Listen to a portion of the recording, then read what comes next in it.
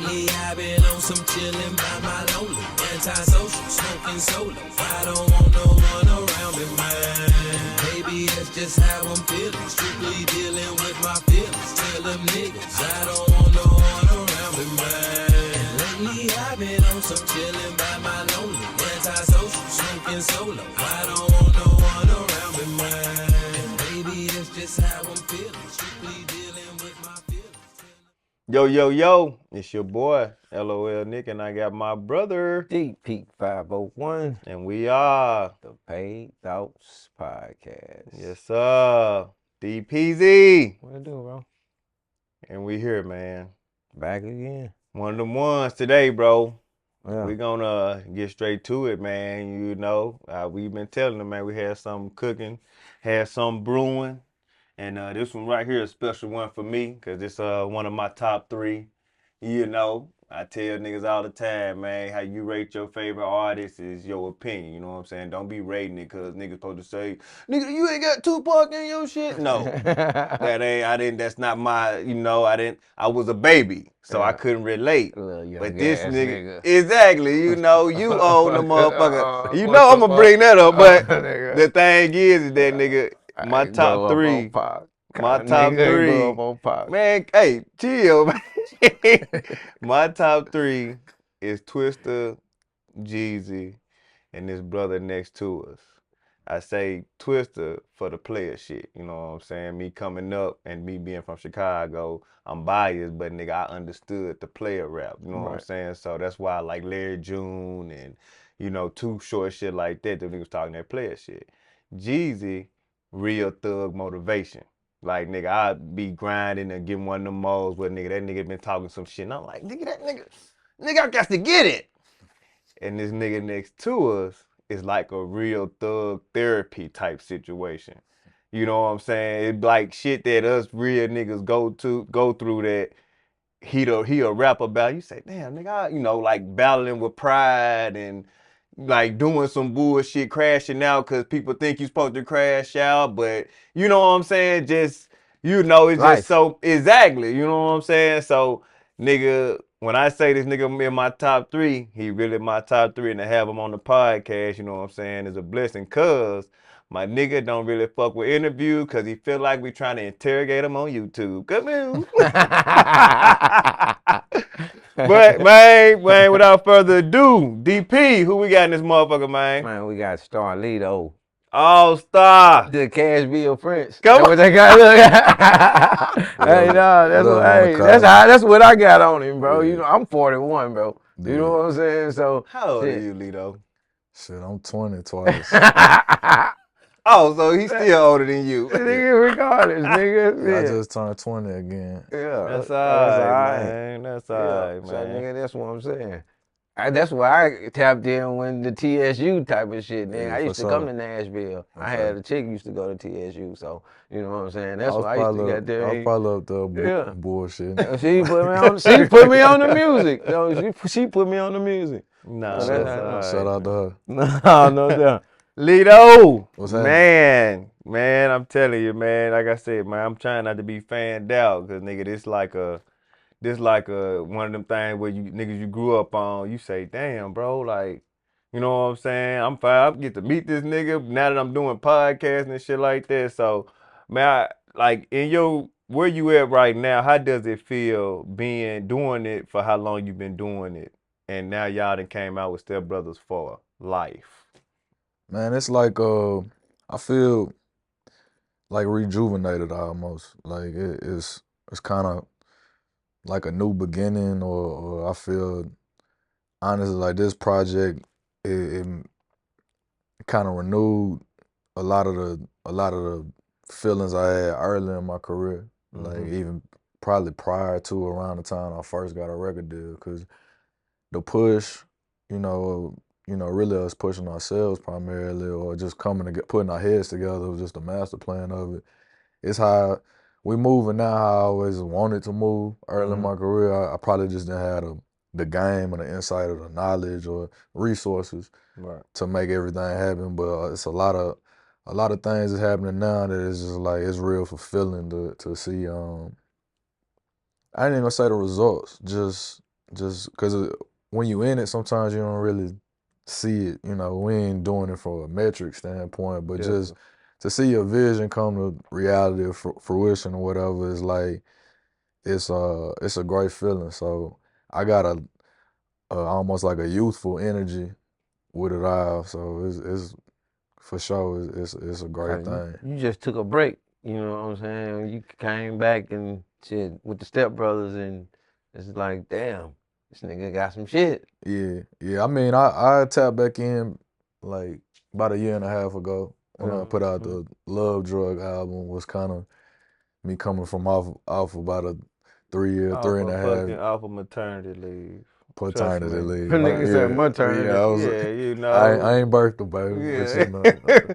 But yeah, oh For man, sure. I be drove because you know, and it's cool that I know you give a nigga time enough to listen to the shit 1,000 times before you drop something new. But I still appreciate it, and what's so crazy is that album, that mixtape. I don't know how y'all like to call it or whatever, but that junk came out perfect.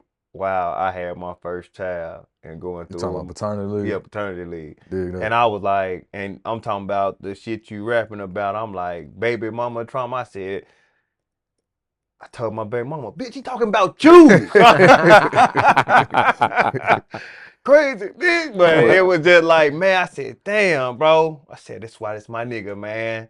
That's why this my nigga. But let me ask you, so the breaks that you take, I mean, I ain't gonna lie to you. I mean, I feel like you deserve it. I mean, bro, you been on a run. Like, you've been consistent, you know, from we can go back to Cold Turkey, 2003, you know what I'm nigga, some saying? type of Black shit, Sheep Don't really. Grin. Like it ain't never been as long as a break from like at the maternity leave, you know what I'm saying? So it's like paternity leave, my Keep bad. on, want me to be the I don't mom. really be saying it, right? But yeah, like so what is you having a child, you know what I'm saying? Kind of put things in perspective like, man, you know what? Let me get my daddy shit together. Let me make sure I'm that for her. Yeah, it was a bunch of factors, but that was the main one. Um, it was ironic that was the project that kind of led to the break, cause it wasn't intentional. It wasn't by design. Like Right. up to that point, that was 2020, summer 2020. I had been putting out music for going on 17 years. Then I put out like 60 plus projects. For sure. So that's what averaging 3-4 projects a year for over a decade and a half. So, like you said, on one end, you could argue that I might have earned some space or some breathing room. I definitely had a lot of music to consume out there, but it was equal parts. I already kind of was distancing myself. I guess finding myself in other facets of my life outside of just artistry or making music. But having a child, man, it started with COVID. COVID kind of slowed me down and made me appreciate just different, just life, a different pace of life. Cause I just always been my whole adult life I've been making music. Yeah. Like since I graduated high school, I've been going to the studio, and eventually it became sharing the music, putting the music out. So COVID kind of shut everything down, and I had a 1-year-old at the time. So now I'm spending 24 hours a day where I'm preparing every meal. Like, I already was a full-time active dad, but like COVID put a lot of that into like full perspective. At home. Yeah, she walking, she starting to talk. And that was even prior to that, I kind of was like not making as much music because I had an infant or toddler, an infant turning into a toddler in the house. So I wasn't recording in the house no more because, just the noise part of it. Now I can't go to the studio. Like, even though I had a setup in the crib, it was like all the studios shut down because of lockdown and COVID. Yeah. So that was the first time I missed recording because I really didn't have the same access to it. But it was equal parts. As much as I missed recording, I appreciated just spending all that time with my kid. So it kind of like, I'm like, I don't want to miss no first. I don't want to, she was at daycare when she took her first steps, technically. I mean, the lady sent me a video, but I'm like, Yeah. you know, first words and all that. I'm like, I wanna be there for it. I wanna be like fully present. Right. So that I put out paternity leave and it felt good to rap about what I was going through. Cause from COVID and sitting still, I started this is actually how I made that project. All the studios was closed, so I started booking Airbnbs and just taking all my equipment to the Airbnb. I hire an engineer, like, hey, look, you can stay at the spot. I'm gonna set my equipment up. I'm just coming here for 8-10 hours at a time, like a 9 to 5 job. I'm gonna come record. I'm gonna go back home. Yeah. And that's how I recorded that project. Band player pull up on me. We knocked out the intro, the Daddy Issues song. You know, I had some producer sending stuff in. I made that project, but I got girl dad, I got, like you said, baby mama trauma, uh, daddy issues. Like I'm really speaking. It was like a theme based thing because I'm like, this is my life. Like, No, definitely. That's what a nigga, I nigga ain't going through. hustling. Like, I ain't doing the things I was rapping about when I was younger. Like, my Right. life all day, every day is dad shit. Yeah. So I put that into my raps. You know what I'm saying? I even got with Don Tripp and Jelly Roll. These are other girl dads. The other inspiration was like Kobe Bryant passing, and that just yeah. spoke to me. You know, him passing with his daughter. Like, that kind of fucked me up for a few days. Just the gravity of it. And so that's the project I made. Now, a little known fact, I was coming out of that, I was charged up. I was ready to, you know, try to take over the game. I was inspired. I was enjoying recording. Well, I got treatments for 2-3 videos, ready to start filming. I got COVID the week after the album dropped. Like, thought I was gonna die. Like, Yeah. like back, you know, the first round of COVID was something else. Yeah. And man, that took the fight out of me. Like, Nigga I said, was "Fuck just this so shit, I was ain't so doing no more happy to music." I was so happy to just be well again, but I ain't really feel like myself coming out of being sick. That again, the music was just like, let me just focus on the shit that matter. And then coming out of that, I ended up like, as they say, life just happens. One, I had a tough time figuring out what to rap about. You know, even as things started to open back up, my normalcy became dad life. You know, Yeah. because not long after that, my daughter, like a year later, she started school. So now it's like pick up, drop off from school. You know, and that was just my focus. Like, the shows, the business of it changed. Like, the first shows that I was having after that, it was like social distancing. The crowd couldn't even be close to you. Like, it was like Weird. She got real weird. everything was different about it. So Yeah. I'm just kind of like, and then I spoke on it a few times, but after my partner Dolph passed, I really was like, man, I'm out of it, like, with rap overall, just kind of detached, Yeah. I guess you could say, cause all my partners, like peers that I came up around, I get some kind of like inspiration out of they successes or where they go with it. Like, anybody I consider, like, you know what I'm saying, homies. Yeah. It's just, you know, it's a business, but then along the way you have certain camaraderie, or Right. you know, you build relationships with people, and it just kind of hit close to home. And something we was already talking about, like, I already don't weigh myself up on probably the same scale that the other people do in terms of successes and whatnot. So that was just something that, like, the same thing, I could only think about, like, the children, and you know what I'm saying, that person being a father above being an artist. And I was like, man, I don't want more success out of this if it's gonna endanger me. Or, you know, like I said, even the gravity of, like, literally going to do shows and realizing I need to be 20 feet away from the people rapping. We used to going in the crowd, damn the stage diving to, like, Right. man, I'm putting my health at risk to go out. I damn near want to go rap with a mask on just because it's, like I said, I got COVID and got real sick. So everything about it just at once was like, man, I'm straight on this. Like, not to mention, like, kind of the heartbreak of, you know, a peer becoming a superstar and losing their life in the midst of all of this. And I just, like, shit, I was just like, whatever, I'm done with it.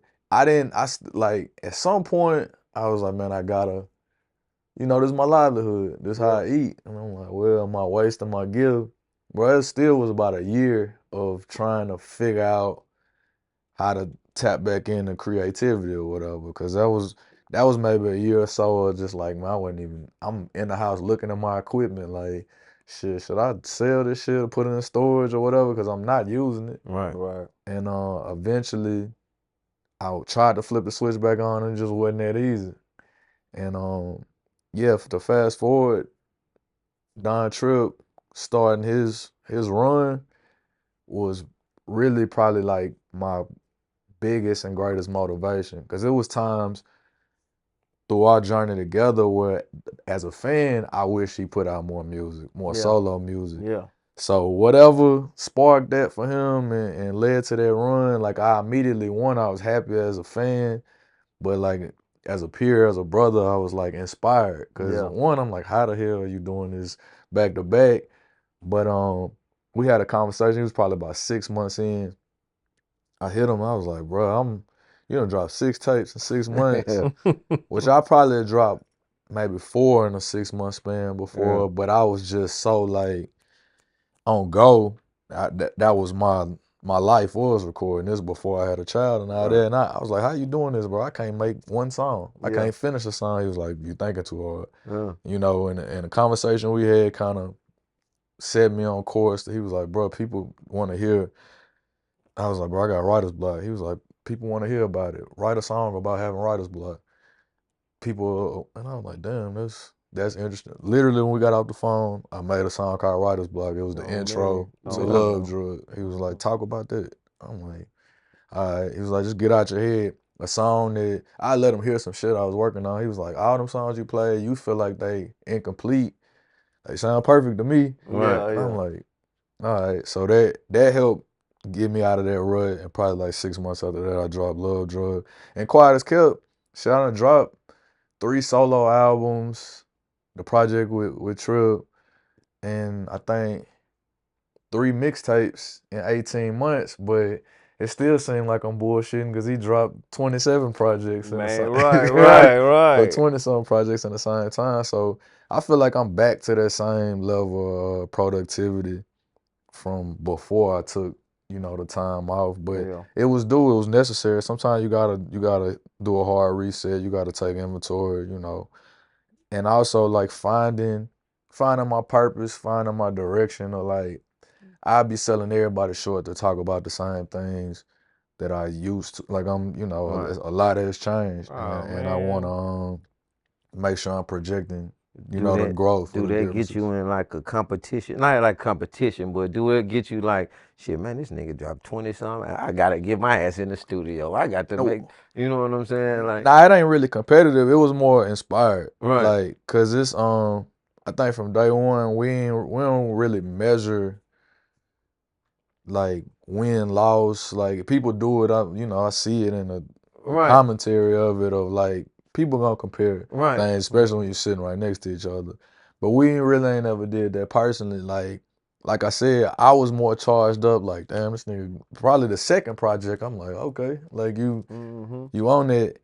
And then I'm like, bro, how long you finna do this shit? Like, the only thing I can say where it was really a push is that we are a group. You know what I'm saying? But so I'm like, bro, you making me look real bad right now. Like, not in I'm like, I'm not gonna try to keep up with what you're doing because I ain't got time. He a robot, bro. Like, I mean, but it was inspiring because and the funny thing is I thought he was doing it for 12 months. So I dropped Love Drug on month 12 for his run, thinking, all right, I'm trying to get the cobwebs off so we can do our project. And I'm like, all right, we get in the studio January. And he was like, yeah, I'm finna I need a song from you for my January. I'm like, what you mean? You just did 12? He was like, I'm gonna do 12 more. I'm like, oh hell, like so. It's the same thing. I'm like, well, I ain't really. I always been running my own race. Do you still write, or you punch in like everybody now is? Nah, I write. I'm real intentional about that. I can do the punching in thing. Like I for sure have done it. that was some shit I was doing more so when I was like real high. Yeah. Cause it's almost like I was probably thinking the ideas, I got snatched them out the air. That was coming to me faster than I could probably get them down or whatever. But nah, and taking that time with myself and for myself, like I like to, it's a certain almost like tactical way of approaching Right. it, and I prefer to write. And writing might be putting in my notes in the Yeah. phone. Writing might be putting it in a voice memo. Right. But it's You know how something. everybody just, I don't write no more, nigga. You Yeah, know what I I'm think that's some saying? follow the leader shit. Yeah. Like, and it work if it worked for you, like that's cool. But and sometimes I might get a bright idea and just go with it. For sure, the Step Brothers thing. I probably didn't write every word down that I said on there, but like both of us are writers. I feel You like know it's what I'm more saying? intentional and personal. You know what I'm saying? When you put you know what I'm saying? You get your thoughts. Yeah, and I don't think neither one of us hide from my intellect. Right. Like that's the other thing. Cause Like, y'all smart niggas. yeah, and we trying to make that a cool thing. Like, so it's something to it. Like you said, that being intentional. Like we writing this song is about this Right. specific thing. So I'll write 10 buzzwords that go with the subject matter to figure out how I want to say it or get my point across. And to me, it's about giving you the best verse I can give you, not the fastest, not the flyest. And I mean, like even with this album, we captured every studio session. Yeah. Like we wanted you to see I was our watching. process. And it's like, so it ain't a smoke and mirrors. We ain't trying to make it look like we perfect. Like we in there laughing, like shit, damn near crying, depending on the subject matter or what calls for it. But it's like really, some of them songs, like I think one of them I started off like, man, I wish I could write it all down, cause I just probably had a head full of thoughts and like let me get as much of it, you know what I'm saying, Right. to get my point across, get it out my system, better out the end, as they say. We're gonna take it back, man. You started off as All Star Yeah. back in the day. When you dropped Starlito's Way, hmm you kind of started going by Starlito, or was that like some contract shit, or was that just like shit? You just said, "Fuck it, I'm going by Lito now. I'm Uh, changing my name." it wasn't. I dropped Starlito's Way in 2006. I probably didn't go all the way with a name change, kind of formally to about 2009, something like that, between '09 and 2010. Uh, it wasn't a contract thing. It was more so just kind of, It fit. yeah, it was, it was just Lito. a play off the name, Yeah. and then it, it kind of Stuck. caught. Yeah, it kind of Yeah. stuck along the way. Then we had situations and contract things, and I was like trying to figure out how to navigate around it. And it wasn't really a contract, like, but that was almost my safety net or my backup plan. Like if Right. I do run into trying to get held up in some paperwork, I'm gonna put out music under a different, Right. a Right. different Right. name, a different alias. Thankfully, like the parties I was dealing with, I ain't really get held up or you know what I'm saying. I had turned in plenty of music, so it was just kind of a matter of like what y'all gonna do with it. And along the way, I'm now kind of rebranding or pivoting, but I just felt like it was more catchy. Yeah. It was more catchy. I guess being into that movie, Carlito's Way, kind of, you know, the to me what that movie was, it was about somebody trying to change and get out of the game they was in, Right. and that's kind of where I was. We talking my early 20s.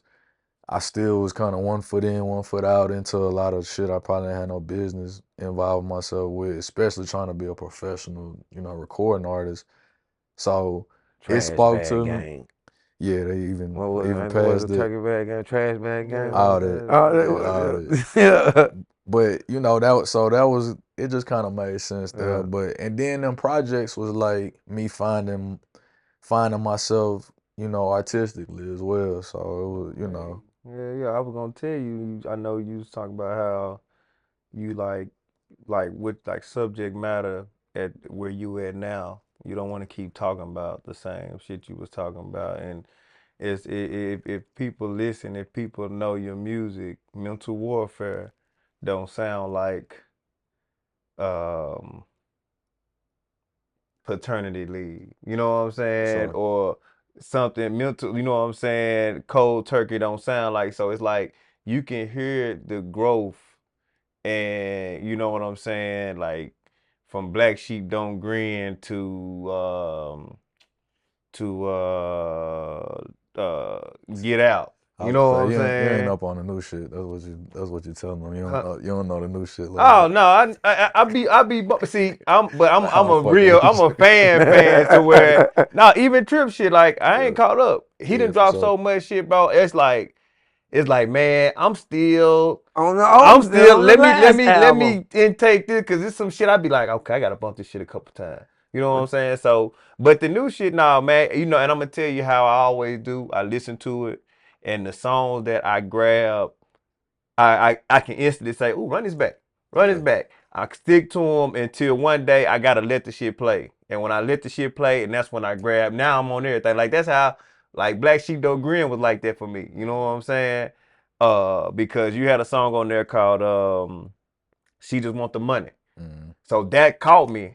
And now everything else, and now I'm like, oh, this whole shit, that's like one of my favorites. You know what I'm saying? So that's just how I take music because For sure. I need something to grab my ears instantly for me to say, you know what I'm saying? Like for your last solo one was it was the track it was don't what is it Unblock Me. Yeah, I dropped another album since Yeah, then, yeah, but since that, but I on know that it's last one, yeah.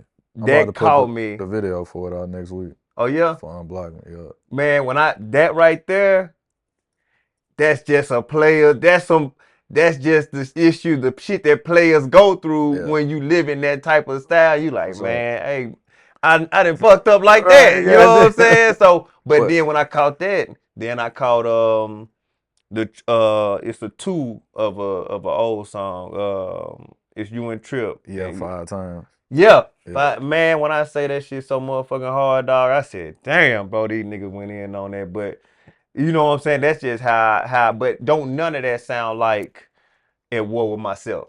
Well, I agree, but I feel like I couldn't have made Unblock Me back then because I wasn't accountable. You know what Right. I'm saying?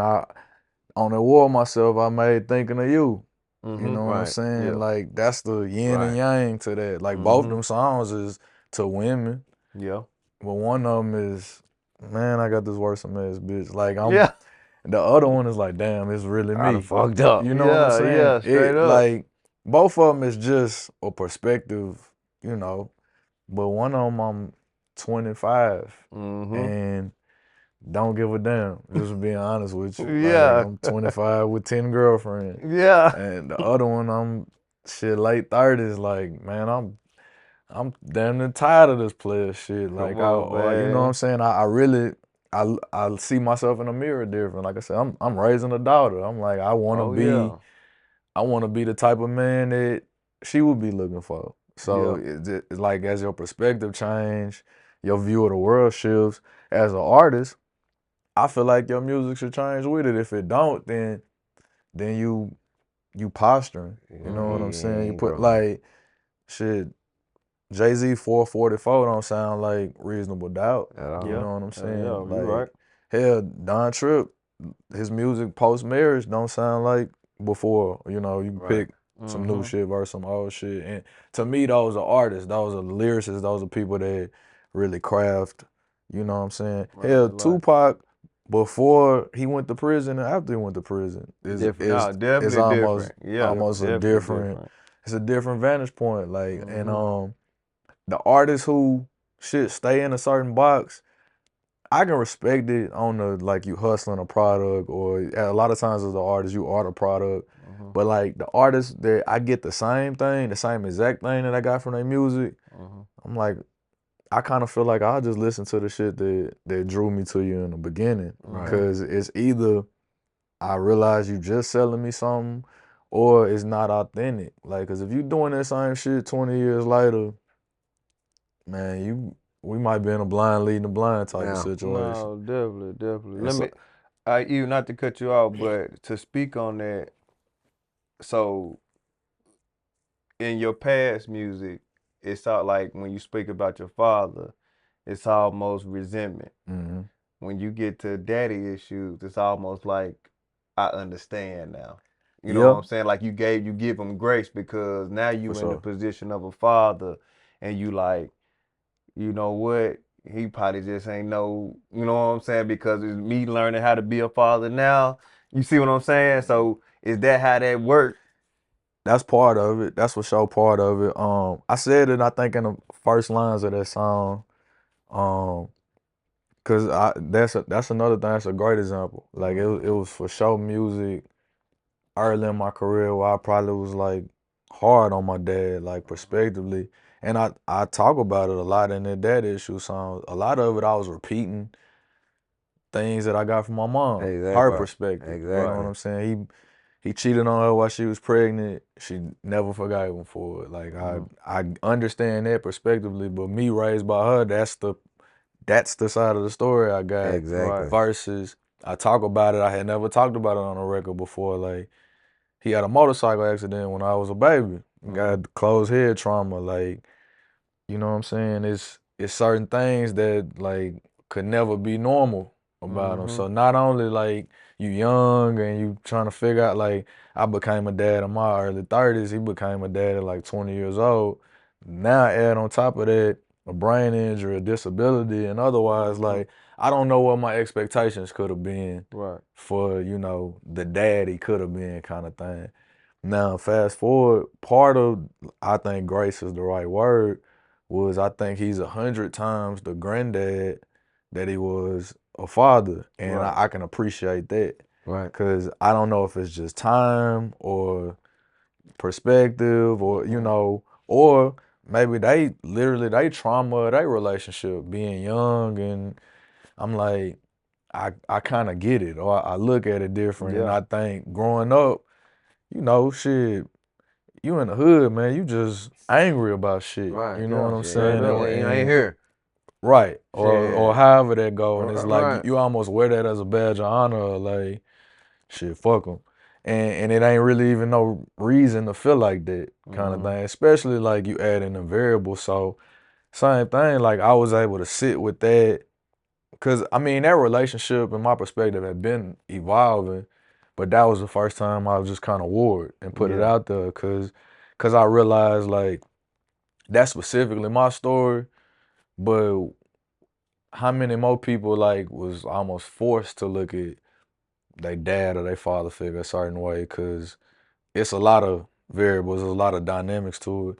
And I'm just kind of like, damn, like I can think about the times where like it wasn't no grace available because I Yeah. just defaulted to feeling how my mama felt. Yeah. And just the same, like, I mean, the other things that like I probably got scolded just for looking like the nigga Right. Yeah. at Yeah. certain times and Thank certain you things, like, said damn, okay, that. these is your feelings, you know what I'm Yeah. Right. saying? Like singularly. And not to say they not justified, but I'm like, damn, what I do? Because I got half the nigga jeans, like, Yeah. so it was, yeah, and as much as I might have put whatever into my music or expressing myself, because that's just how I probably felt, just a jaded perspective, I felt like it was due for me to put that out there and in that way. And even the second verse was speaking to like women that have daddy issues, and they probably cling to the wrong type of man because they just looking for something they never had Yeah. or whatever, or they figure like love come by way of a bankroll. Yeah. Or and a lot of the roots of our issues, I guess, in our culture, our community, come from our upbringing, come from what we seen or what we didn't see. All Yeah. right. Like I mean, I didn't see a man and a woman together on some happy level after. I didn't have a model for that, so I kind of grew up looking at it the opposite way. Like Right. shit, I'm like you said, I'm trying to figure out how to get ahead of the curve. I got to make sure I don't get played. So it's like yo, shit. what's so crazy is I be on his ass about that, and it's bad. It's bad. It's bad that I be on his ass, but he like to mention like we shoot little podcasts and shit. He be like, yeah, you know, I watched my mom and my daddy, you know what I'm saying? They've been together, woo, doo, woo, doo, woo. So Yeah. boom, so another episode later, a couple episodes later, he'd be like, yeah, you know, I had my mom and my daddy, woo, doo, woo, woo, doo, woo. And I say, yeah, nigga, you had your mommy and your daddy. I was But just I'm gonna like, say, nigga, yeah, fuck because that, he's a nigga. single parent, because, you know, so I nigga, just be on like, nigga, you weak ass nigga. But I was just gonna say, like, I can remember that, like, I almost like damn near resenting my friends that had a 2-parent household because I just never knew what that felt like, kind of thing. Like, now I come of age and I'm like, damn, that was really a blessing. But I also understand the other side of it, like, it just don't go like that. It don't be. Exactly. But it's, you know, that's like people. I read someone on the internet yesterday. I think it was it might have been Jadakiss son. Somebody was talking about nepo babies, nepotism, and he was like, "Nigga, it ain't my fault. Your mom would go with a bum ass nigga." Right, Like that nigga, back and forth was right. funny as hell. But I'm like, you know, I don't be mad at my friend because they going home to 2 parents, and I'm not. I'm like, it's just circumstances. It is what it is. No, definitely. Nah, for real. But yeah, that was one of them. A lot of times making the music, I am purging certain feelings, or it is almost a therapy session. And then I realized over the years that it's like-minded people. It's people that go through the same shit. It's like I'm exploring certain shit. I even put the Fresh Prince skit in there because I remember watching that episode, like, man, I feel you, Will. Like, you know what I'm saying? No, Like, why this Nigga, you nigga ain't don't come feel pick? shit, nigga. Shut up, nigga. But we felt it though, nigga. fuck Nigga, you, why that nigga. nigga ain't want us? But you know, at the same time, like on the end of that show, like shit, his mama sent him across the country for, you know, to put him in a more stable environment On me. and I don't know, I just like you grow up, you see shit a certain way, but again, I guess becoming a dad, I'm like, it also empowered me like not to make no excuses. You know what I'm saying? Because my daughter is not in a 2-parent household, just transparency's sake, and I still feel like, all right, I gotta overcome all this whatever personal turmoil we got to make sure, you know what I'm saying, she can have a clear perspective of who I am for her, regardless of, you know. And I don't think What it me ain't and your no, relationship, it ain't no. I yeah. don't think it's no slander on the other Yeah, no, side of definitely, that. definitely. But And it's because it like, never works like that. Like me and my first baby mom, we good now. Like we cool as a motherfucker. She still have her little moments, but we don't do no arguing. Like I say, my little nigga Junior, he, you know what I'm saying. But when that shit was going on, that course shit, I was like, man, goddamn Starlito, if this nigga ain't write this about this bitch, I'm about to, man, But she man, liked you don't put too. me in there. Man, I'm telling you, she love you. She might not like you no more, but I was like, it's about you. But nah, man, I definitely can dig that, man. I go, man, I ain't gonna lie to you, man. I'm gonna tell you one thing, bro.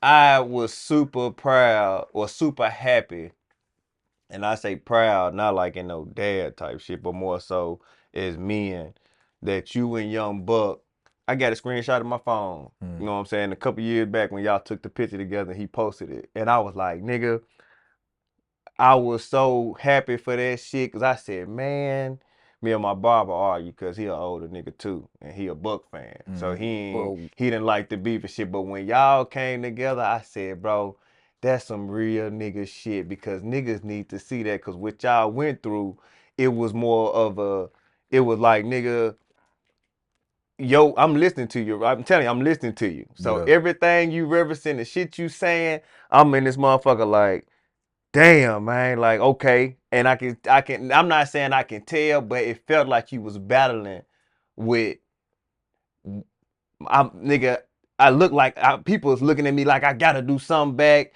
People like, man, I gotta show these people I ain't this and this happened like this. So when it didn't happen, like nobody dying or we didn't hear nothing crazy going on and we hear y'all niggas came together and we saw that you said on Big Facts that y'all more than straight.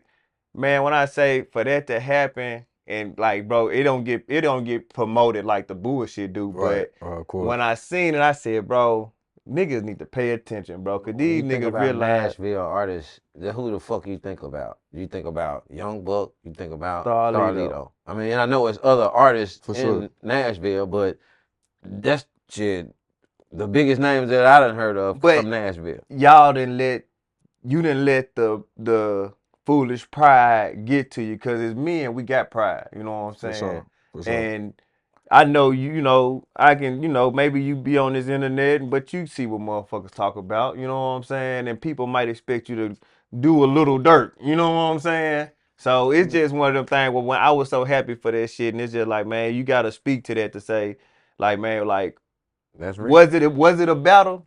What did you even care to, you know what I'm saying, like Man, prove yourself to anybody? I think it was yeah, for sure it was a battle, but that's interesting because I guess it's somewhere else in my mind when we was talking about the break and stepping away. That was probably a factor, and I guess because of the temperature of all that changing so drastically since then, I guess I didn't include that as part of that changing how I felt about being in this game, Right, if you right. will, because it's like it ain't a game, on a game of life. Like, man, I've been through so much stuff in my younger years that, like, I don't think the test or the proving ground was proving anything to anybody else. It's just my own convictions and things that come with who I am, where I come from, how I view myself. Uh, it was a very tall task not to crash out, as they say. Yeah. And with that, I learned something right away through that whole situation. I learned it in the days that followed. If you know the whole timeline, and it's not important because Right. it is what it is now. Right. Um, I learned that for public perception, it's sometimes like no right answer. You can't Like, win. yeah, you can't beat the internet, and on a more real level, you can't beat the streets. Right. And I think I had a certain mentality for so long that I thought kept me like safe or insulated, or just the feeling of like I ain't going on be as reactive as I need to be. I realized that, like, you can use your better judgment and people will look at you like you a hoe. Yeah. And or you can be reactive and people will look at you like you an idiot, or like you know He a damn fool. right. What? And I went through both of them, uh whatever you call it, judgments, as far as public perception go, in like 48 hours. And I was on the other side of that, like, man, this shit a lose-lose. Yeah, Like, cause with the sure. first situation, if I went with my instincts, cause I've been in worse situations and then took it way too far. But I'm like, if I do that, I'm still sitting in jail somewhere. Yeah. And then when I am reactive elsewhere, because of perception and because people trying to lump things together, it's like, oh man, you tripping. And I'm like, so, you know what I'm saying? Yeah, I was right. kind of, Straight I'm up. torn. I'm like, what do you do, kind of thing. And then on a real level, like, it was just so much that came with it that I'm like, man, I'm gonna really throw my life away. And I don't know, you know what I'm saying? I think my saving grace in the midst of that, probably 6 months after, stuff reached a boil, was when my daughter was on the way. And cause I was in a space of like, shit, fuck it. I don't know how this shit gonna go. The streets is the streets. I kind of was used to it, cause even when I was signed and all like that, I was into a lot of shit. And so I think I was used to being on guard. I was used to being on go if necessary. And then I had kind of almost worked my way out of that space. I, moved away, moved back, and I kind of shit to where, like, the same inherent dangers that come from your environment, like, I still don't feel like I'm above it or beyond it, but I was like, shit, it's whatever. Like I kind of woke up and went to sleep on that for a while, and then finally when my child was on the way, I was like, damn, I need to be here, or I definitely don't want to foul myself out, if that makes sense. And I also realized the influence, the power, cause man, it's crazy, like that, being in a position of influence, like I don't know if people realize how easy it is to like have something done, let alone if like you got that in you to do something out of the way yourself. Right. But it took so much energy for me to like get people that love me to stand down. Yeah. Because and I mean look at what's going on, Right. in our culture. Like organized crime is a real thing. Yeah. And when I was aware of that then because I was under certain microscopes. Like I mean I was in real time Right. fighting cases and dealing with shit. And with that, man, I'm getting harassed. I'm getting investigated, and they wasn't making it a So secret. making more And heat on you wouldn't even, I mean, it it was makes it sense. wasn't even such thing as more heat. I Right. was at a point where like I was going to sleep like, man, I really hope nobody. I damn near had to hope nothing happened to nobody that I even had vague or you know what I'm saying, Right. issues or whatever, because it was gonna look like it was me. Yeah, cause you And the face. and all that, like the gravity, all that. And then when you realize, like, man, this shit ain't really about nothing. Like you said, pride, because pride go a lot of ways. Like, yeah, you got pride of feeling like I gotta do something, but it is pride on the front end that really probably is the catalyst of all this shit. Like the same way you said people recognize us as certain figures or faces or maybe two of the first names you would name, people create some territorial shit or some competitive shit. Right. And I'm like, for what? You know what I'm saying? I feel like everybody had their time. After me, it'll be somebody else.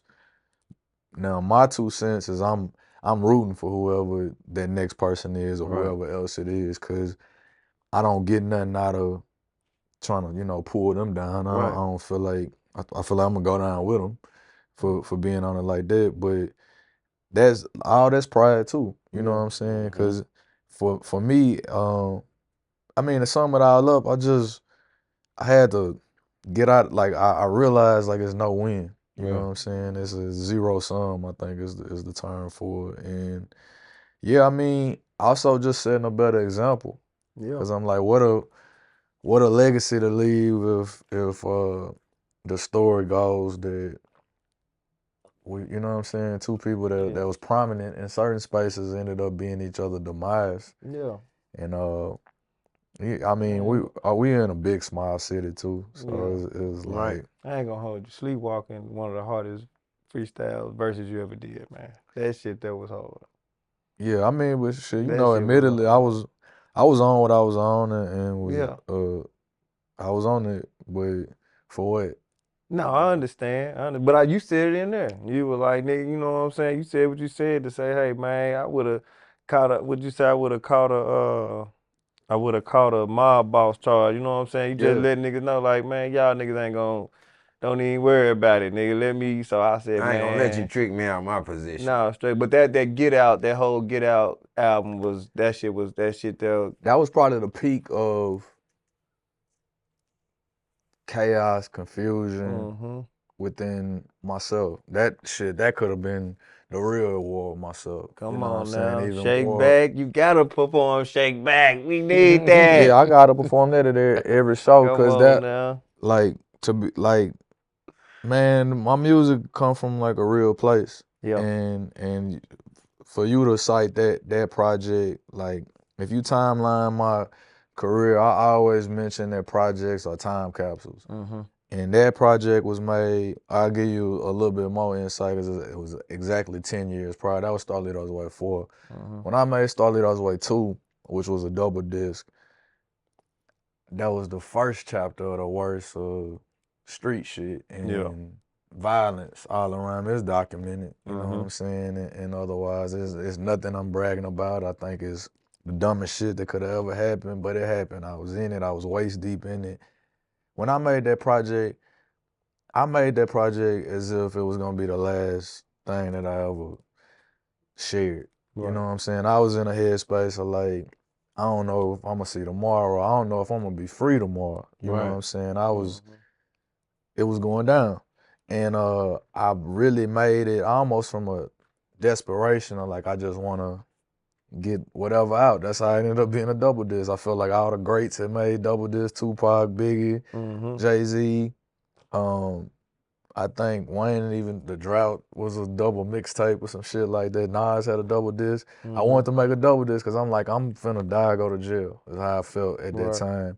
And Starlito's Way 4, to fast forward 10 years, I was right back in that same headspace. It wasn't as volatile, it wasn't as violent, but it was just as real. Right. And because it wasn't, it was internal. Yeah. You know what I'm saying? It was kind of like, man, I know what I do. I know how far I go, and I want to. And so I'm like almost putting that into the music, and at the same time, like realizing, like, man, I'm still like torn. I'm conflicted. It's like, for what? Like, I always, the catalyst of it, I always like propped them up and held them to a certain, you know what I'm saying? Like, this the standard, you know. Still the actual first only true like rap artist to go to certain heights. So I'm like, this is some crazy shit. You know what I'm saying? And like, and the streets is the streets. But yeah, I had to shake that off. But what I told myself was like, damn, why wouldn't even be in this shit if I wasn't rapping? And cause I'm like, shit, I'm the man that I am regardless. So I'm like, I don't really even love this shit no more. Cause I'm like, I feel like I'm wearing a mask. Right. Cause the standard I'm holding myself to is due to perception. And I'm like, man, the person I am, like, I ain't gonna let nobody play with me, but I'm like, man, you realize what kind of microscope you under by being popular. You know, some shit happened and I was wanted, had helicopters in the sky in 10 minutes because it wasn't just a black male 6'4".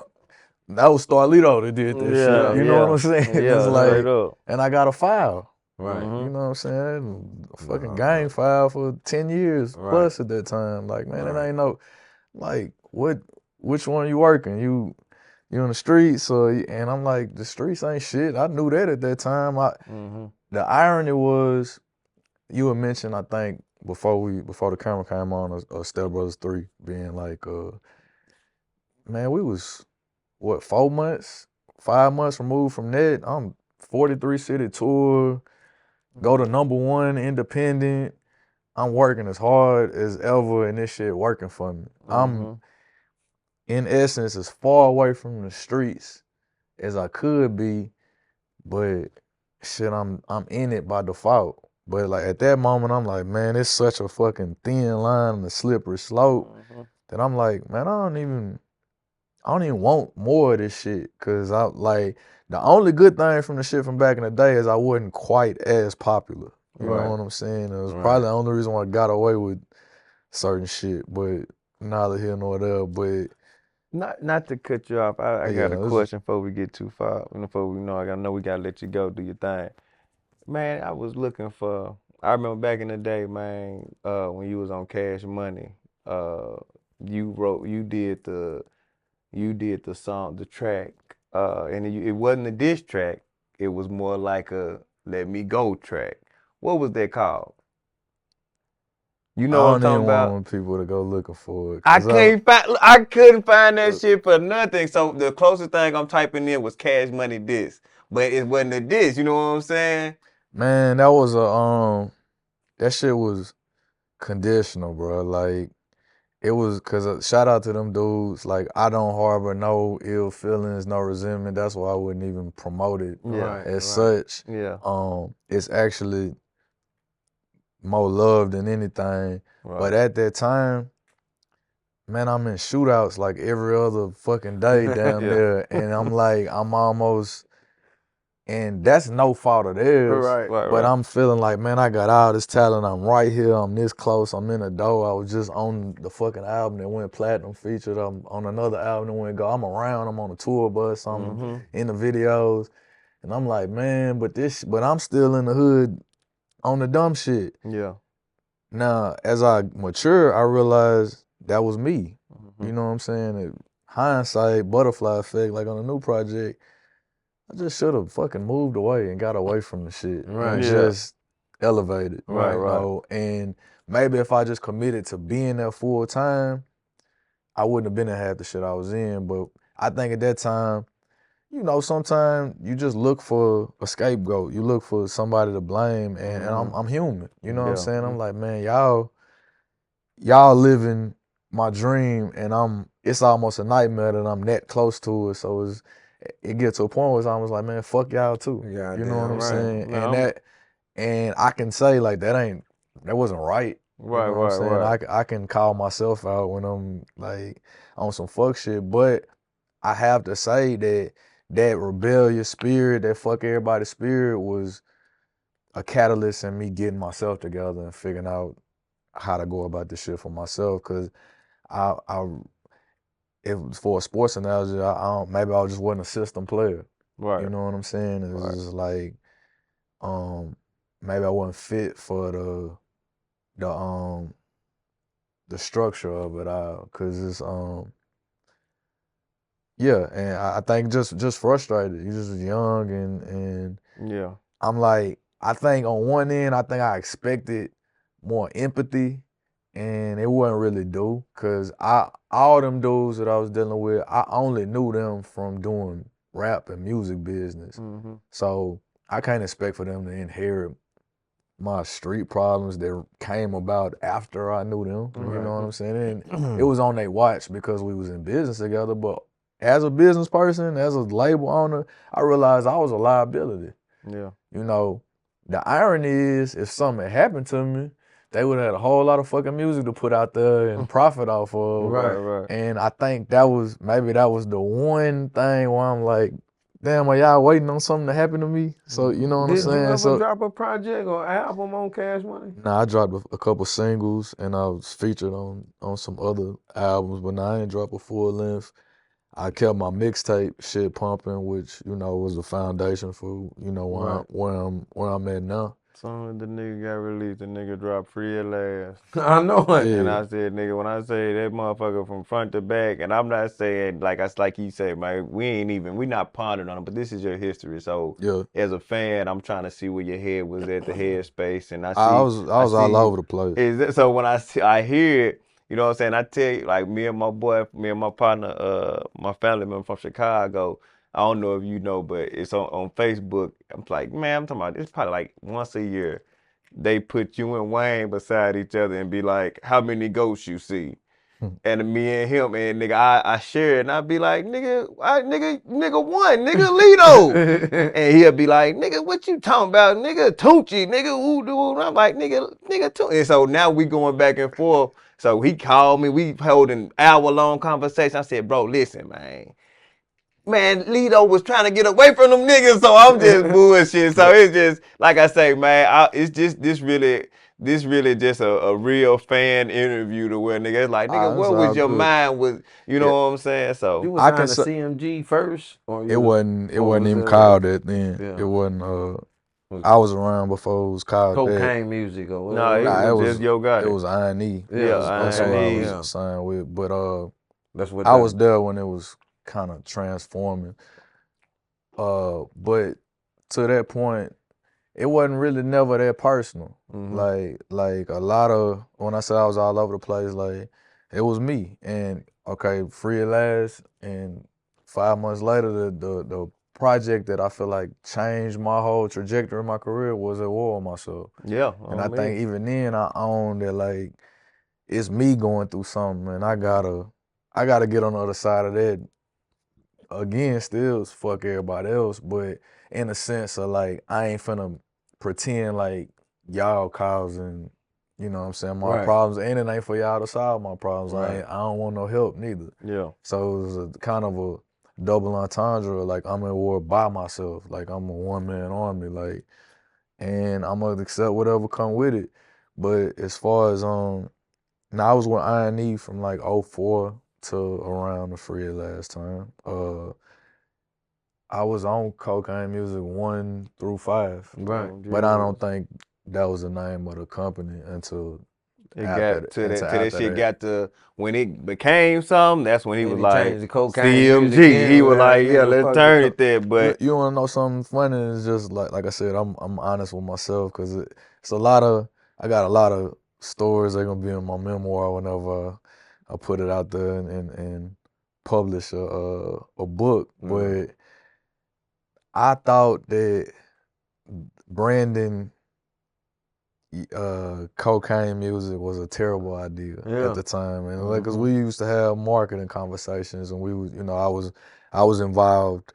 We was all on the same team, so I remember like the first one, like I was like, that's a cool enough like mixtape, man. Like I understand how you do brand yourself. Like the early songs are "Sell My Dope" and "Got White Shawty." Like it's it's consistent, but I'm like, man, that's not marketable. Like I remember thinking that, and it was one of them times like I was wrong. You know what I'm saying? It worked, but there's a lot of other things that I was like dead right about, and and niggas had to circle around like, damn, you was right about that shit. So it's just I always thought that was funny, but that's why I can also say, nah, it wasn't called that until I was, but out he's of the a picture. part. He was in that climb with that cocaine. Like, nigga, you talking about.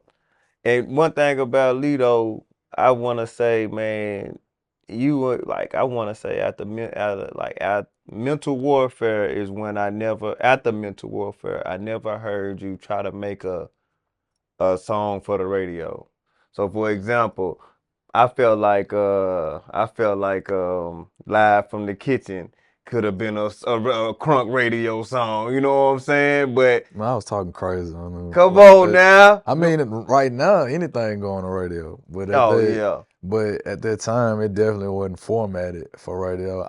My last attempt at making a song for the radio was "I Shake Life," and even then I was Oh lightweight. I was yeah. lightweight being funny because I felt like we kind of dropped the ball with "I Go Ham" because I was waiting on Gucci to get out of jail to put him on a remix, and it kind of had losses buzz a little bit, and then Jay-Z and Kanye kind of put a spin on it, and so by then I was kind of over formatting shit for radio and coming with singles for radio. I was over trying to chase the record deal part of shit. So I went and tried to make the same song again, just almost like being funny, because that's what I knew I was finna go on my own way. And I made "I Shake Life" and got the feature on there. Just kind of, I had 5 or 6 singles with the same feature, and so I'm like, yeah, do what you do with it. And it was on CM5, and that was also, matter of fact, I was on CM6. Get Off My Line was on, so I was Get on out them. my line. Oh, Yeah. Did you ever say them hoe ass niggas stole my song? Who that? Go Ham. Jay-Z and I talked about it on Step Brothers 1. Man, nigga, Yeah, nigga, Papoose wasn't the first to do the alphabet shit. I feel niggas better cut that shit out. but I ain't look at it like them hoe ass niggas necessarily, because I was fans of both of their music. Right. We did. No, right. That's what we as fans. We like, man, that's some hoe ass shit. And then we from the South, so we like, man, them niggas from the East Coast. But Come on, man. I think I think I ain't never really had. One, I don't believe in coincidences, so I was torn between the idea of like, has this been lifted? I was more upset about the Shake Life song being kind of reworked, because it was like immediately, and the parties involved, like, they knew me. So I'm like, all right, I don't know if these niggas know me, heard of me. Right. It wasn't on New York radio, it wasn't on Chicago radio. Know who Lito is. But I ain't. That's how we felt. But I don't assume that. But at the same time, like, I don't believe in coincidence. So I know how easy it is for you to say, man, check this out, and word of mouth. You know what I'm saying? That's really what my career been built on. But I was more so like, I'm like, if that came from me at all, I'm flattered, as they say. Right. And if it didn't, I also believe no idea is new under the sun. and great minds think alike, as they say. So again, that was that same time where I'm like, man, fuck a single, fuck a radio song. So I don't think a nigga can carbon copy my whole format, my whole story, you know. Right. So I'm just a do me, you know. And I pushed in a different direction. So yeah, you're right. At that time was like, I ain't going a single route. I'm not finna put all my bread into one song and it don't work and I'm like at ground zero. I'm like, let's push projects. Let's document it. Let's share the whole experience. Let me give you more of a peek into who I am, what I'm about, and not just, hey, I want you to like this song so you can book me. And what happened is I started getting booked for the, you know what I'm saying, the whole play. Like, and yeah, it's just like a finding yourself, man. Like realizing it, man. I'm 101.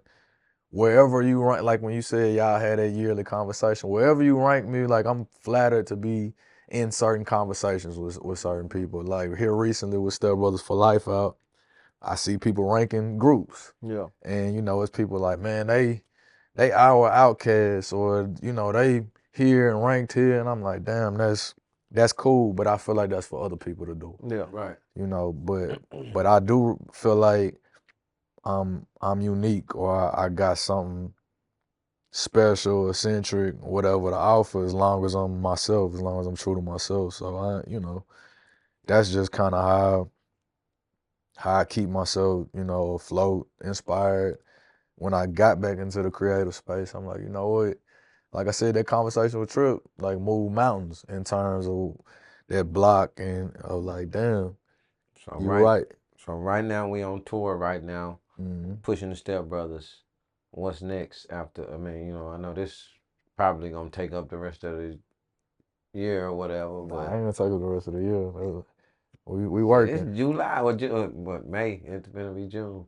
Nah, we working, man. I told Trip with all his mixtapes, the songs y'all got on them motherfuckers is platinum. From Gift and a Curse to grief counseling to what is it, Little Dreamers. Man, do you know I put that I recorded that joint on my Snapchat, your verse. Man, when I say them niggas, man, everybody write me like, boy, that nigga snap, cause I was on that as soon as it dropped. Yeah. And I purposely do this because that's how great y'all are together. When Trip drop, I go featuring Starlito. Because That's I the first know, song you already know because it's I'm gonna like, be this chemistry. Trip already hard. You know what I'm saying? Lito already hard. Boom. Let me take this It's out gonna be hard. to get this feeling of Step Brothers because of the gap for the. So Yeah. man, when I told him, I said, bro, with every song y'all done did, y'all could have took them damn songs. Y'all could still do that. Y'all could be like just the features. Man, when I say, man, what you say, my allergies tripping. That's what they missing. The facts of the shit. I'm like, this nigga, I'm talking about, bro. Everybody went crazy on Man, that my jump. allergies was tripping. I couldn't even breathe. I was doing that shit. Like, you know, sometimes the same thing. Like, it's another one. I don't know the name of it. The first thing I say on the song was "Happy Birthday, Craig." I think it was bro's birthday that day when I was sending him the feature as his birthday gift, kind of thing. Like, sometimes it's just that straightforward, that transparent. Cause I read something about like Tupac was writing and he would write into the chorus, whatever the last thing he said on the verse would be that's how the chorus started. And I'm like, damn, that's interesting. And how important your first line in a verse is. So, like I said, to get out of my own way, a lot of times, whatever the first thing I'm thinking, that's where we started. It's like, I know how to rhyme. I can keep going from there. I ain't finna get in here and tell you no fairy tale superhero shit. So my allergies was tripping. I probably took a damn Zyrtec or something while, you know, trying to, once I can breathe and I can record this shit, you know. So it kind of started there, and then I know what I'm dealing with getting on a song with Don Tripp. Like, you gotta come with it, cause it's you're gonna be on a hell date. This is my last question, man. My last question. I seen an interview with them guys up in New York about Nashville and how they could name nobody else Man, fuck but them Young niggas, Buck. Nah, I'm gonna say this. I ain't mean to cut you off. I'm gonna say fuck them niggas because one, I don't like divisive shit. Like number two, I don't feel like they was qualified to have the conversation they was having. More power to them, freedom of speech. But I just didn't understand it. I went back and watched the rest of the interview to try to find context for it. I don't think they could name 5 artists from Memphis, like those guys. And so to like to try to corner a Memphis artist into like, cause I ain't have a problem with Key Glock's responses to it. Like if he don't know nobody from around there, that's just that. Like I can't name 5 current New York artists, and that ain't no knock to New York. Like it's just not what I'm listening to. I ain't from up there. I just was up there for a few days, but I ain't crossed paths with nobody active. You know what I'm saying? It ain't like the A to me where you just gonna bump into who's who, and it's a different world than where we come from. It's a different format. But I ain't like all the laughing and the belittling. I got mentioned in the interview, and I'm like, but they talked over him when he, you know what I'm saying, when I was mentioned. But one, I don't take none of this shit personal, other than like representing where I come from. Like it's a lot of talent. It's an evolving place. Nashville, like I said, is a small big city that's growing. Hip hop is not the lifeline of it, and so it's already kind of uphill thing. But to compare us to a city with twice as many black people, that's got 3 urban stations, that's got the rich history that it does, I'm like, that's not fair. I agree with the response of Nashville and Memphis is like Dallas and Houston. Not identically, but to say, like, I spent a lot of time in Texas. Dallas and Houston are 2 very different places. Totally different. And you almost cussing a Dallas nigga out to say he from Houston and vice versa. Like, the same way with LA and the Bay. I got homies in the Bay. Man, you bet not say, oh, they from LA. Like, they are from Cali, but if you from outside of there, like, that's... I got some Oakland homies. That's a different world. Right. You know, and good, bad, better, worse, indifferent. That's, you know, I just didn't like somebody. Who am I to say Brooklyn versus Queens? Who like? No, you know what I'm saying? Like, so I thought it was weird, and the reason why I said fuck them niggas is because they interviewed one of my partners from Nashville, and a few months back, he was on a press run up there. Shout out to Levesque. And so I reached out to him. I was like, man, you know them niggas. Look, we got the tour date in Nashville, and we in Memphis the day before. I'm like, see if I can, you know, he put me in touch with his people to line it up.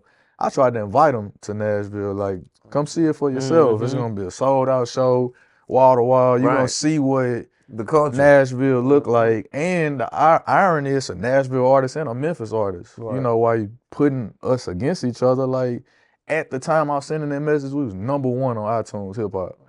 Oh, I ain't heard of nobody from Nashville. Like, come on, man. Like, and I'm not saying like you supposed to have heard about me, but like, open your eyes, open your ears. It's some shit that's moving. You know what I'm saying? Because my thing is, like I said, no knock to New York, shout out to New York.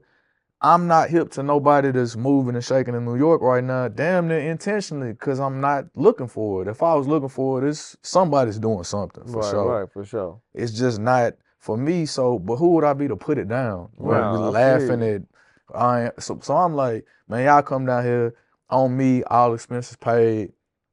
I just want y'all to see it. Man, they thought I was trying to line them up. Like, and so I'm like, I feel that too. Like, if I felt, you know, I ain't finna trick bag myself.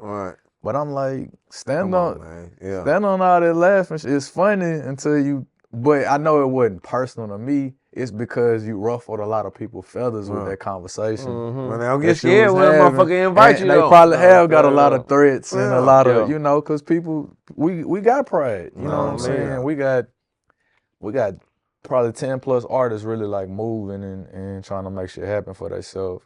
And so it is demeaning to hear somebody that knows nothing about, like, ain't been nowhere near, you know, the turf to have these condescending opinions about it. And I don't know. I believe you give and get respect, and I feel like, you know, not necessarily that respect was due from them to the place that I come from, but considering that, I still was on some like olive branch trying to like be a, you know, I understand like the position I'm in. The same way I had to recognize like, man, I got a certain amount of influence, and if I use it for negative, I'm a fucked up nigga. Yeah. It's like, so in that situation, I was trying to turn a negative to a positive, and when the response was like, oh no, hell no, they trying to line me up. I'm like, fuck yeah. Like, cause I realize it's some clickbait shit at that point. Definitely, Like definitely, it ain't for sure. So, you know, I hate that I'm even talking about it, but you know, like I told you, I'd tell you if I felt like something was off limits, and I'm that was the other thing. I was like, come down here and let's have a conversation. You know, like what we're doing now. I think it'll benefit everybody. Yeah. I wish that when we was on the press run in New York, I wish that I had seen that shit a week sooner. You know what I'm saying? And I probably could have pushed to have went on their platform. And because shit, I ain't, you know, it ain't no. I'm in your city. Yeah, I mean, that was the other thing. I'm like, shit, I was in New York 3 days and they knew me everywhere that I went. Right. You know, Yeah. Nah, it's more so like maybe y'all that insulated. You No, know what I'm straight up. saying? Because they come from the umbrella of a battle rapper, like a New York-based battle rapper. Like I said, I don't have no expectation that what I'm doing or what we doing down here is on y'all radar. Like I ain't that tapped in with New York battle rap, and y'all just was ex-homies of somebody doing that. And again, but I respect the hustle. I don't respect exploitation. So like where you get the idea of like to score some points off of us specifically, we could have picked 100 different southern cities. Yeah, exactly. Like, I feel you. I just thought, since, you know, I'm like, man, I gotta ask the biggest from Nashville. Trapper Man Dale from Nashville, ain't he? Yeah, for sure, from the west side. Okay, that's Shout out to Trap. man. Shout out to him, man. I fuck with Trap. What about let me ask you, damn, this is my real last question, my bad. I'm a fan of Mob Squad, Nardo. Yeah, Mob Y'all Squad. still rocking? Hell yeah, that's my guy. That's my guy, Trap Jacksonville. Close, that's my shit. You know what I'm saying? Like, I like him. Like, dude, man, I like when I hear people that you bring on, you know what I'm saying, and they sign to you, aren't they? We got or a TBG. Me and Nar got a unique situation. He is his own boss. Okay. Like it ain't a sign kind of thing. He had a situation with Cinematic Music up in New York, ironically, when I met him. And it was one of them things like I like what he had going on, and my attachment to it was kind of in whatever way I could help. Because I almost from a fan level starting, but also recognizing like my stature in the underground, and I kind of came in just trying to like help, support, whatever I could do.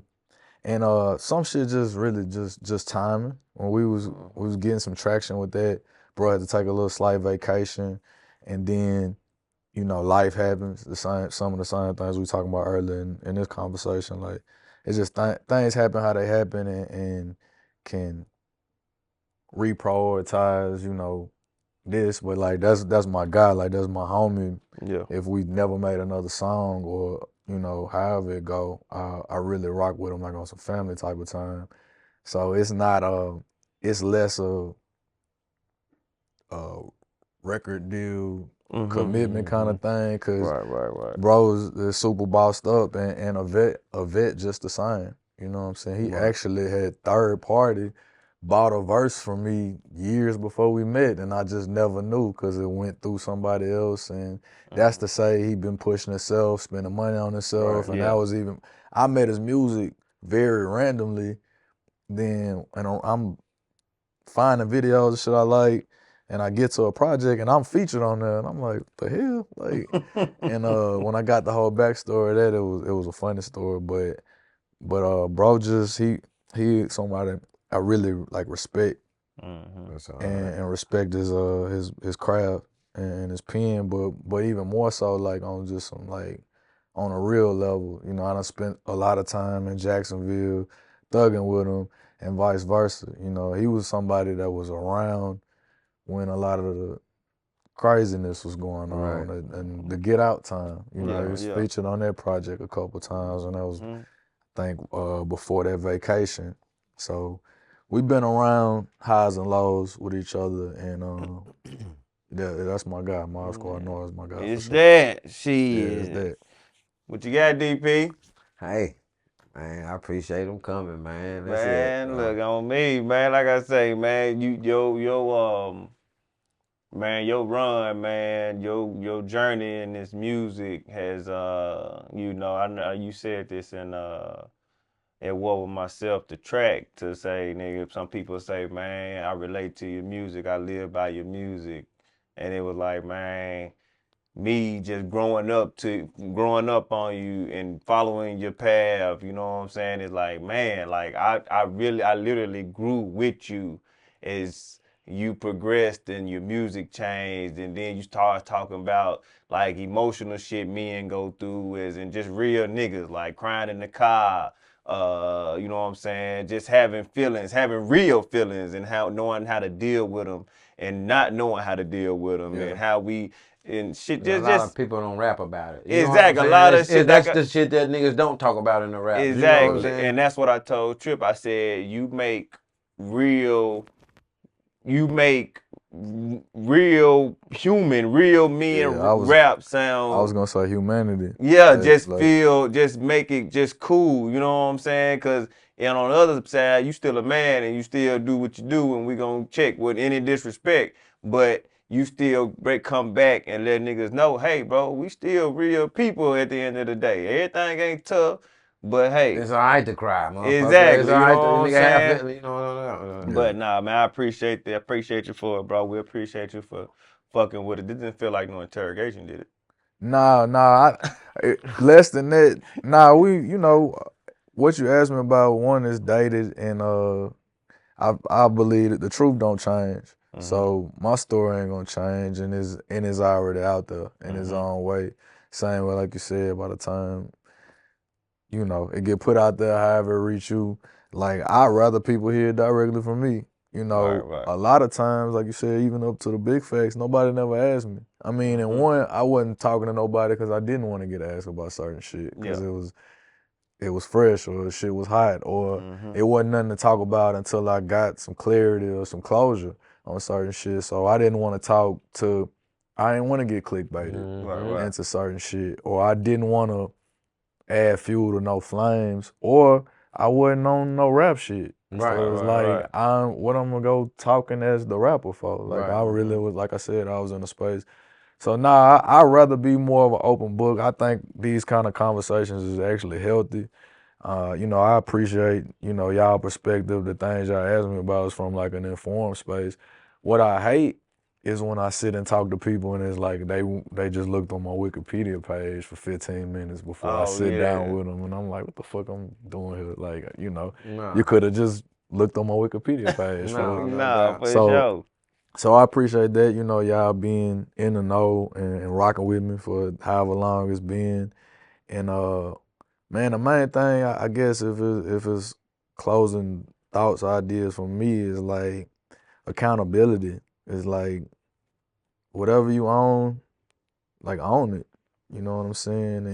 And that's to me, that's the key to self-improvement and self-actualization and all of that. And this ain't a soapbox preachy kind of thing. This is the kind of shit I had to tell myself, and I try to put it into the music. My last solo project was called Regretfully, and it was purging a lot of things. It was owning a lot of, like, I reached that point of like, man, what the hell I'm gonna rap about? Like, I had a syrup bottle on the cover of one of my mixtapes. Like, I used to be thrilled and proud of it. And I'm like, and I'm not no more. So I'm like, how do I project that without being the bitter old nigga that's like, why? Like, I don't have no judgment for nobody else, but I do have a certain sense of accountability. So it's like, you know, I can talk about it. I can talk about being a womanizer and how I feel about that because I spent more time in that space than in whatever space I'm in now. Right. I can talk about substance abuse and I can talk about the headspace and the psychology that come with that because I understand it, you know, and I understand it was me, it was environmental or whatever else, but like, so that's just like where it is. The same thing, some of the things you asked me about, I'm like, damn, that's tough because that was me just being fucked up. You know what I'm saying, at the time. And the crazy part is I was coming up off of it. Or like in real time, it was hard to feel like it was any fault to it because it was so many people like, hell yeah, fuck them niggas. Yeah, like, and it's up. like, you know, Straight but deep up. down, like at some point I had to realize like, man, it ain't even them. You know what I'm saying? It's more me than them. And that's how you get on the other side of it. You know what I'm I tell saying? people all the time is like, you know, you got to come to that self-realization because a lot, like you said, a lot of the shit that we came through, we was taught, and that's just the shit that was around us. We saw this, we saw that, and shit. It was cool. Nobody thought about shit. Oh man, damn, that's fucked up. Them niggas doing that. You know, that wasn't shit. Now you get older and you mature, and now you like, damn, nigga, shit. This is who I am as a person. You know what I'm saying? So shit. But even when you speak on accountability and with the influence, you know, you have, we carry ourselves the same way on this platform because we didn't have, you know what I'm saying, not to brag, but we didn't have young niggas on this platform who talk about killing each other, and we never brung it up. We know the responsibility.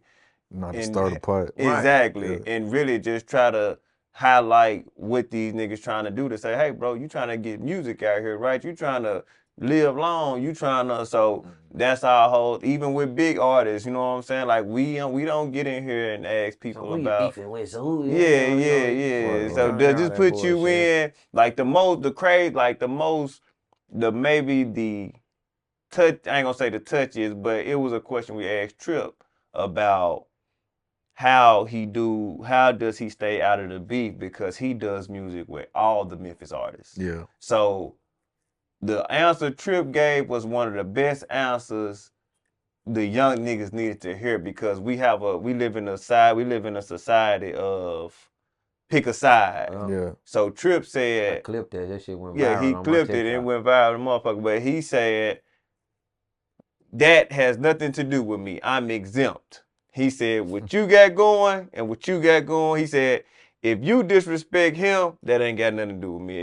If he disrespect you, that ain't got nothing. If y'all disrespect me, now we got a problem. You know what I'm saying? So it made so much sense.